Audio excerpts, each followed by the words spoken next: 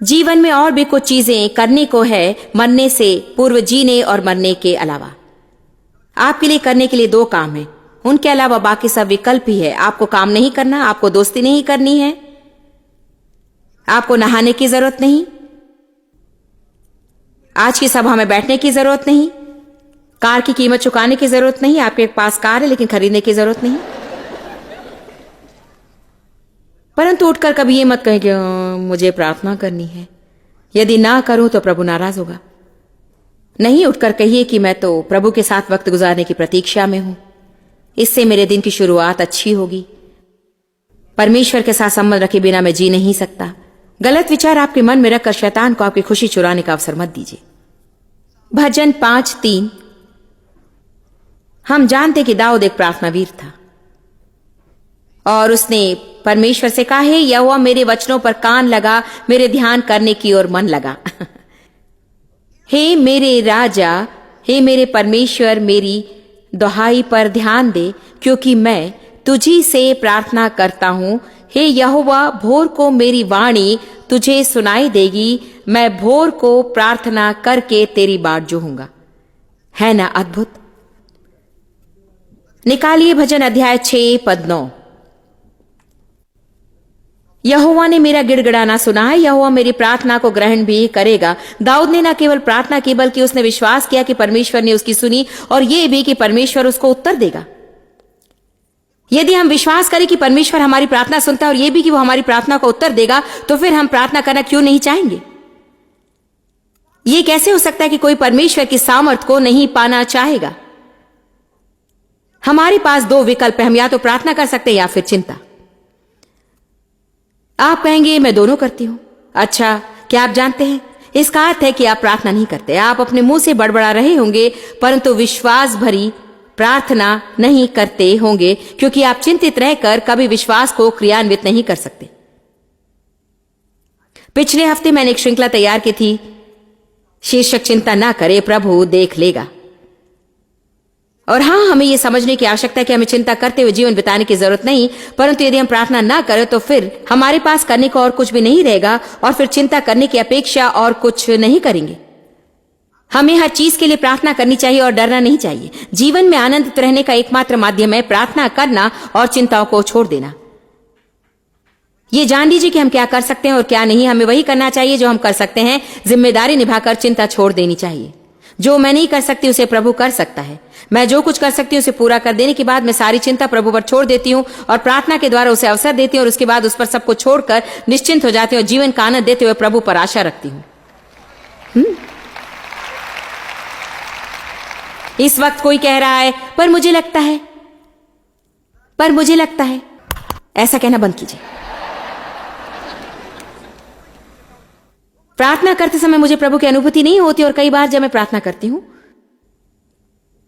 मुझे नहीं लगता कि मेरी प्रार्थना कमरे से बाहर निकलती। खैर वे कहां जाती इसे जानने की कोशिश मत कीजिए।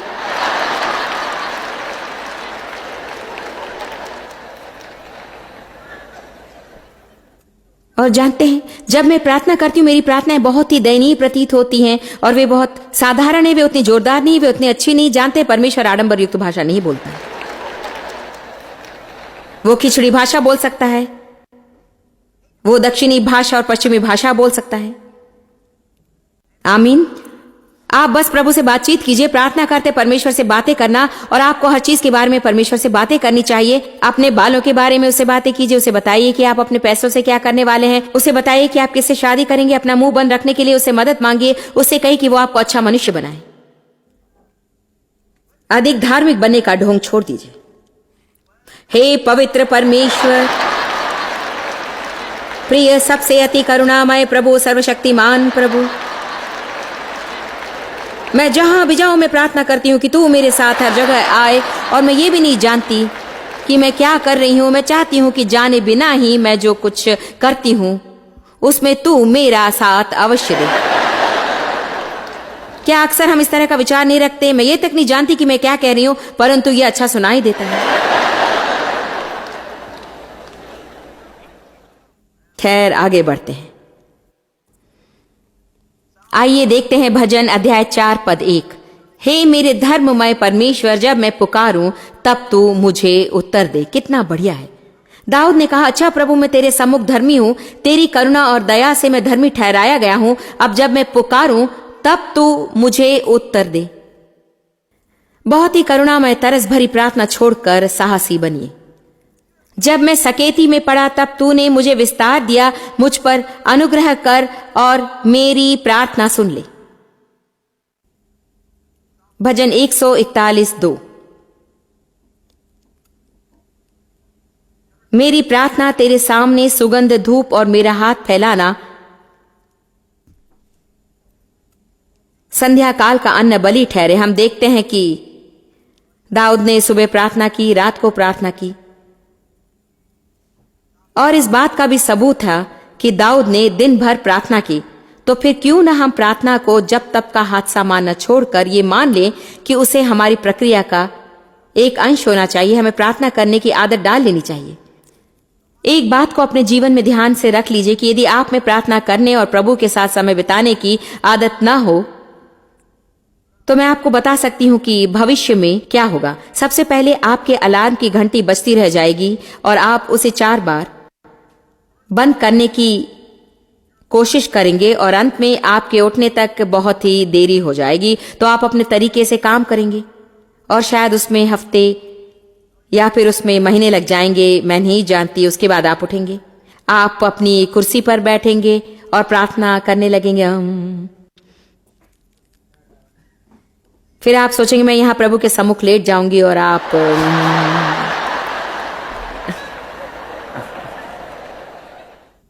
देखिए, आप क्रूर हो जाएंगे। अच्छा होगा कि आप उठकर यहां वहां चले। मैं अपने पूरे मन से प्रभु को खोजूंगी। मैं प्रार्थना करने की आदत डालूंगी। मैं प्रभु के साथ समय बिताने की आदत डालूंगी। एक प्रचारक ने कहा कि वो प्रार्थना करते समय सोए बिना रहने की आदत बनाने के लिए अपनी बाइबल को हाथ में लिए बाथटब को ऊपरी कोने में खड़ा हो जाता था, और उसने कहा कि इससे उसका शरीर जागता रहेगा, क्योंकि वो जानता है कि यदि वो सोएगा तो वो बाथटब के अंदर गिरेगा और उसका सिर टूट जाएगा। लेकिन कुछ दिनों बाद आप देखेंगे कि आप प्रार्थना में नहीं सोते। प्रार्थना करने लगते हैं तो खुजली होती है, आपको बाथरूम जाना पड़ता है, फोन की घंटी बजेगी, दरवाजे की घंटी बजेगी। जब आप प्रार्थना करने की कोशिश करते हैं, कोई चावल पकाने तक को तैयार नहीं होता है और आपको ही आकर खुद सब कुछ काम करना पड़ता है। ऐसा प्रतीत होता है कि चूंकि आप प्रभु के साथ वक्त गुजारने की कोशिश करते हैं, सारा घर बेसहाय प्रतीत होता है। एक बार मेरे बच्चों ने मुझसे पूछा कि आपको इतने घंटे उस कमरे में बिताने की जरूरत है, क्या आप बाहर आकर हमारा नाश्ता तैयार नहीं कर सकती? क्या आप खुद ये काम नहीं कर सकती? अब तक तो वे अपना नाश्ता खुद तैयार कर लेने के काफी बड़े हो चुके थे। और जानते मैंने उनसे क्या कहा? खुद किस्मत मानो कि मैं अपने कमरे में हूं, आप लोग खुद ही मुझे इस कमरे में भेजेंगे, क्योंकि यदि मैं इस कमरे में कुछ वक्त ना गुजारूं तो बाकी सारा दिन आपको अच्छा नहीं लगेगा।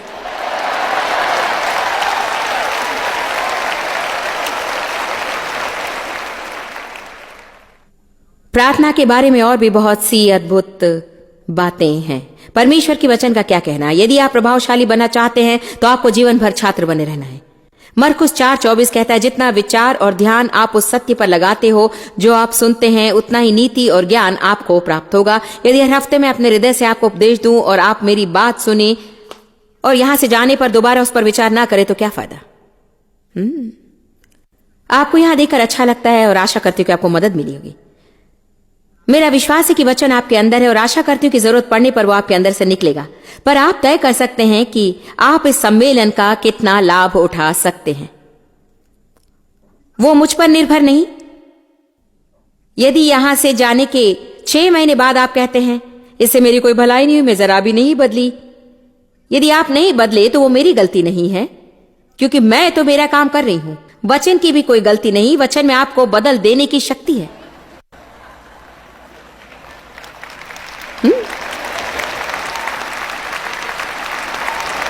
मरकुस 4:24, चौकस रहो कि क्या सुनते हो, जिस नाप से तुम नापते हो उसी से तुम्हारे लिए भी नापा जाएगा और तुमको अधिक दिया जाएगा।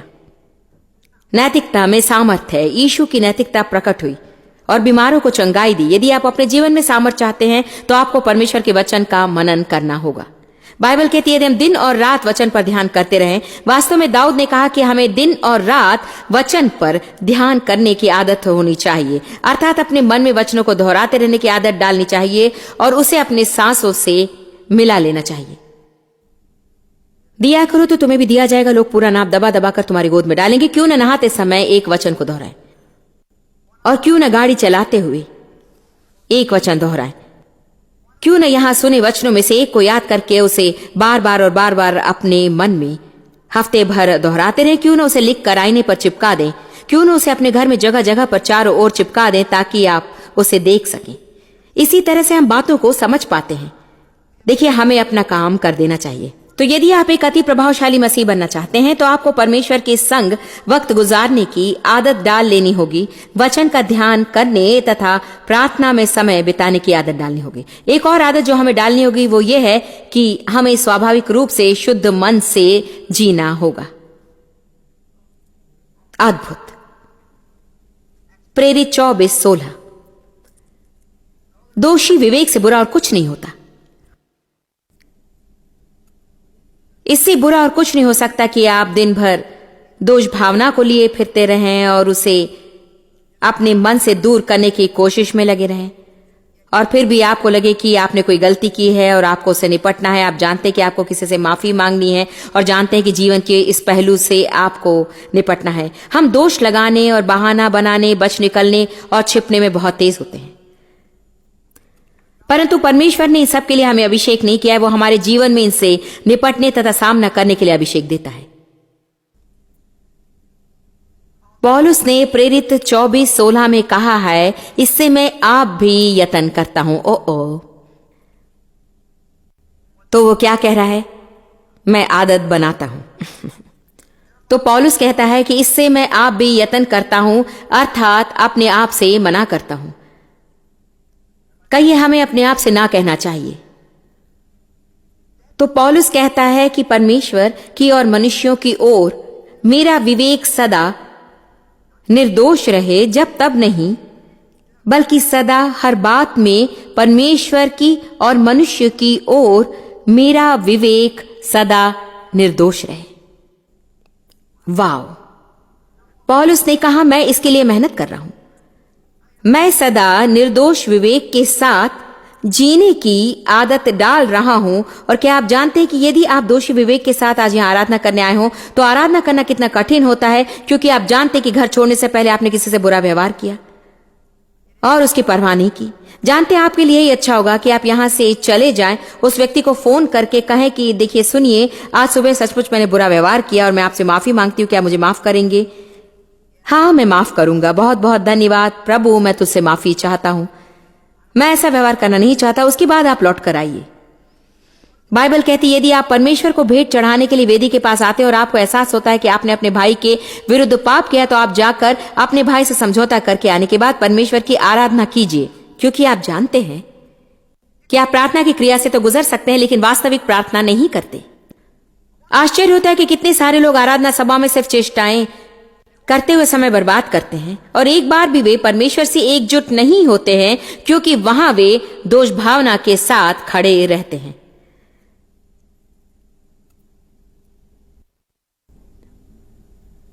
जब भी आपको लगता है या आप जानते हैं कि आपने किसी को चोट पहुंचाई है या आपने उन्हें दुख पहुंचाया है, तो आप अपना घमंड छोड़ दीजिए। उत्तम बात यही होगी कि आप उनके पास जाकर कहिए, मेरे कहने का तात्पर्य कुछ और था, आशा है कि आपको बुरा नहीं लगा, परंतु यदि बुरा लगे तो मैं माफी चाहती हूं और मैं जानती हूं कि मैंने गलती की है, क्या आप मुझे क्षमा करेंगे? हमें ये कहने की हिम्मत रखनी चाहिए कि गलती मेरी थी। हमें ये कहने में इतनी कठिनाई क्यों होती है कि गलती मेरी थी? हम हर बात पर किसी दूसरे को दोषी ठहराना चाहते हैं। मैं जानती हूं मैंने बुरा व्यवहार किया, परंतु यदि आपने अपना मोजा वहां नहीं फेंका होता तो मैं भी बुरा व्यवहार नहीं करती। यदि कोई अपने मोजों को घर में हर जगह डाल देता है तो भी बुरा व्यवहार करने का यह कोई कारण नहीं। सिर्फ इसलिए कि कोई व्यक्ति गलती करता है उसका यह अर्थ नहीं कि हमें गलती करने का अधिकार है। मैं जानती हूं कि हम सभी का यही हाल होता है। फिलहाल मैं ऐसे व्यक्ति से निपटी हूं जो मुझे बिल्कुल प्रदर्शित कर देता है। आप प्रार्थना करते कि आप आग बबूले हो जाने से पहले वे आपसे दूर हो जाएं, और अक्सर होता है कि उन जैसे 2-3 व्यक्ति और आ जाते हैं। आप सोचते हैं मुझे इसकी जरूरत नहीं। सच ये कि आपको इसकी जरूरत है, क्योंकि यह हमारे अंदर से उन चीजों को प्रकट करता है जो हमें देखना जरूरी है। कुछ गुप्त अंदर दबी हुई भावना, एक प्रकार का भय। कभी कभी कुछ खास व्यक्तित्व वालों से निपटना सचमुच हमारे लिए कठिन होता है, क्योंकि हो सकता है वो सशक्त व्यक्तित्व हो और उस व्यक्तित्व से हमारे बचपन में हमें ठेस पहुंची हो, जिसके कारण आगे हम सदा उन जैसे लोगों से बचे रहना चाहते हैं। प्रभु नहीं चाहता कि हम बचकर छिप कर भागे, वो चाहता है कि हम सामना करें। तो फिर प्रभु क्या करेगा? वो ऐसे लोगों को आपके सामने ले आएगा और ले आएगा, उन्हें तब तक आपके सामने रखेगा जब तक कि आप सभी विषयों को परमेश्वर की सामर्थ्य से निपटने के काबिल हो जाए, जब तक कि आप हर एक चीज और हर एक व्यक्ति से निडर हो जाएं। हमें चीजों से निपटना सीखकर अपने बुरे व्यवहार के लिए दूसरों पर दोष देना बंद करना चाहिए। अपने बहानों को दूर कीजिए। कहिए, जानते हैं क्या प्रभु, तू मुझे एहसास दिला रहा है और तू सही है। मैंने सही काम नहीं किया, मुझे ऐसा नहीं करना चाहिए था, मुझे इसे नहीं खरीदना था। यदि आप कुछ खरीदते हैं और उसे खरीदते समय आप जानते थे कि उसे नहीं खरीदना है, तो आप उसे घर ले जाते हैं और उसे देख देख कर आपको गलती महसूस होती है, तो फिर क्यों ना आप उसे ले जाकर वापस लौटा दें। चूंकि इस वक्त आप सही कार्य करने का फैसला नहीं करते, घर जाने के बाद आप उसके बारे में सोचकर अपनी गलती महसूस करते हैं, तो फिर उसे यहां नहीं रख देने की अपेक्षा उसे डिब्बे में डालकर लौटा दीजिए। कुछ साल पहले मैंने ऐसा ही किया। मैं ज्वेलरी स्टोर गई और जानते जब रोशनी उन गहनों पर पड़ती है, बाप रे क्या कहें, आपने किसी दूसरी चीज को वैसा चमकता नहीं देखा होगा। मुझे उसकी जरा भी आवश्यकता नहीं थी, फिर भी मैंने सोचा कि मैं इसके योग्य हूं, इसलिए उसे मैं अपने घर ले आई और वहां उसमें इतनी चमक नहीं थी। मैंने उसकी ओर देखकर सोचा, जानते हैं क्या, ये कि जो कीमत मैंने इसके लिए चुकाई वो घर आने के बाद उतनी उचित नहीं लगी थी। उसके बाद मैंने सोचा मैं शर्मिंदा नहीं होना चाहती, क्योंकि जिस व्यक्ति से मैंने उसे खरीदा था वो मेरा अच्छा मित्र था, जो सचमुच मेरी आध्यात्मिकता की प्रशंसा करता था और परमेश्वर से सुनने की क्षमता आता था, प्रभु में मेरी परिपक्वता की प्रशंसा करता। तो यदि मैं दोबारा उसके पास जाकर उसे कहूं, देखिए मैं प्रभु को भूल गई थी, मैंने भावुक होकर इसे खरीदा, क्या कृपया आप इसे वापस लेंगे, क्योंकि सचमुच मुझे इसकी जरूरत नहीं है, शायद अभी अच्छा भी नहीं लग रहा है, तो ये कितनी शर्मिंदगी की बात होगी। जानते हैं, कभी एक बार शर्मिंदा होना आपके लिए अच्छा है, शायद अगली बार उस गलती को किए बिना रहने के लिए ये मददगार होगी। आपकी प्रतिक्रिया से लग रहा है कि मैं बढ़िया प्रचार कर रही हूं।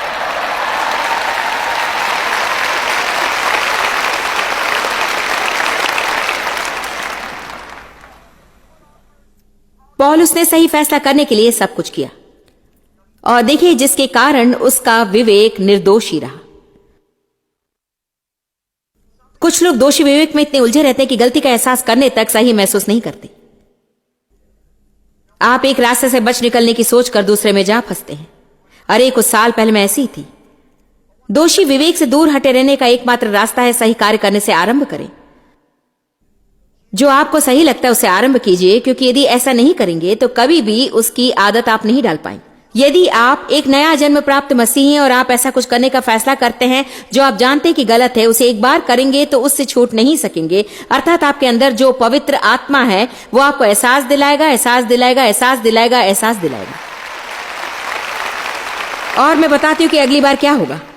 यदि आप उस अनुभूति को स्वीकार करेंगे, उसके लिए पश्चाताप करेंगे और सुधर जाएंगे तो अच्छा ही होगा। परंतु यदि आप गलती का एहसास करके उसे अपने जीवन में नहीं सुधारेंगे तो अगली बार शैतान आप पर अधिकार करके आपको दोषी ठहराएगा। एहसास करना और दोषी ठहराया जाना बिल्कुल भिन्न भिन्न पद हैं। दोष भावना आपको नीचे दबा देती है, ये बहुत ही दबा देने वाली भावना है। परंतु एहसास करने का अर्थ है अपने मन ही मन जान लेना कि आपने जो किया वो गलत है और उसी क्षण आपको उसे सुधार लेना चाहिए। आप में से कितने ऐसी कुछ बातें सोच सकते हैं जिससे आप सुधार सकते हैं और जो आपके जीवन को और भी सहज बना देगी। कमॉन, हो सकता है आपको किसी से माफी मांगने की जरूरत हो या घमंड छोड़ना हो और कुछ जीवन में ठीक करना हो। ठीक कार्य करने का मूल्य ऊंचा होता है। मैं आपको यह सोचने का अवसर नहीं दूंगी कि शायद मैं गलत हूं, क्योंकि ऐसा करने पर आप मेरे ऊपर से चल पड़ेंगे। ठीक है, उसे छोड़ देते हैं। दोष भावना विश्वास में बाधा डालती है। आपको जो कुछ करना है, यदि आप उसे विश्वास और भरोसे के साथ ना कर सके तो मत कीजिए। आपको जो कुछ करना है उसे आप शांति से ना कर सके तो उसे मत कीजिए। तीसरी आदत जो आपको डाल लेनी चाहिए वो है एक दिन में एक बार विश्वास के द्वारा जीने की आदत। वाओ, कल के लिए अनुग्रह आपको प्राप्त नहीं हुआ है और कल आने पर ही उसे आप पा सकेंगे। खैर, मुझे आश्चर्य होता है कि अगले हफ्ते तक ऐसा कर पाऊंगी या नहीं। आप या तो करेंगे या फिर नहीं करेंगे। उसकी चिंता करने से कुछ नहीं होने वाला। चिंता करने में आप जो शक्ति बेकार करते हैं उसे आप प्रार्थना और विश्वास करने में लगा सकते हैं।